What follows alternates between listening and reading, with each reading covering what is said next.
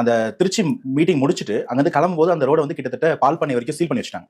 So தாவேக்கா விஜய் சாரோட convoy போய் Chennai bypass ஏறி அடுத்த ஊர் போறதுக்கு வழி சரியா இருந்துச்சு. அந்த முன்னேற்பாடு ஏன் ஏர்போர்ட்ல இருந்து மரக்கடைக்கு பண்ணல? ஆக்சுவலி இந்த ரோடு கொடுத்தாச்சு. 9:45 சொன்ன மாதிரி அவர் வந்து லேண்ட் ஆயிட்டாரு.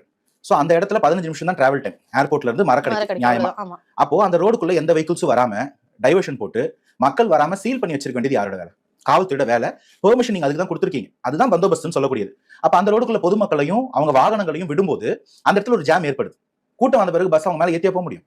சோ அந்த தோய்வு, அந்த டைம் லேப்ஸ் வந்து காவல்துறையோட ஃபெயிலியர் தான். அவங்க வேணும்னு பண்ணாங்க, வேண்டாங்க பண்ணாங்க நான் சொல்ல வரல. ஆனா பிளான் நம்ம தான் கொடுக்குறோம், இடம் நம்ம தான் அலோவ் பண்றோம், இவ்வளவு ரெஸ்ட்ரிக்ஷன்ஸ் போடுறோம். நீங்க சொன்ன எல்லாத்தையும் ஃபாலோ பண்றாங்க. அவ்வளவு நேரத்துக்கு நீங்க ஒரு ரோட் ஷோ பெர்மிஷன் கொடுத்துருந்தீங்கன்னா ஒருவேளை அவர் மேல ஏறி இன்னும் கை காமிச்சு வந்திருந்தா இந்த கூட்டம் கரைஞ்சிருக்கும். பார்க்க முடியாம தான் எல்லாம் முண்டி அடிச்சுட்டு அந்த வேனோட அந்த விண்டோ கிட்ட வரைக்கும் வராங்க. அந்த கூட்டம் அப்படியே இருக்கு. யோசிச்சு பாருங்க, கொஞ்சம் தூரத்துல இருக்கும் கூட அவர் மேல இருந்து கை காமிச்சிருந்தாருன்னா பார்த்த சந்தோஷத்துல ஒண்ணு மரக்கடைக்கு போயிருப்பான், இல்ல வீட்டுக்கு போயிருப்பான், வேலைக்கு போயிருப்பான். பார்க்க முடியாம இவ்வளவு தூரம் வந்து விஜய் சர்மாவை பார்க்க முடியலன்ற ஒரு தேடல் தான் அவங்களை கிட்ட வர வைக்குது. அந்த டிராபிக் ஜாம இன்னும் ரொம்ப அதிகமா கிரிட்லாக்கா மாத்தி இவ்வளவு டைம் லேப்ஸுக்கு காரணமே இந்த பிளானிங் ஃபெயிலியர் தான். அதுக்கான ப்ரூஃப் தான் அவங்க ரிட்டர்ன் ரூட்டை சீல் பண்ணி கரெக்டா வழி அமைச்சிருக்காங்க. இது முடியும்னா ஏன் அது முடியல?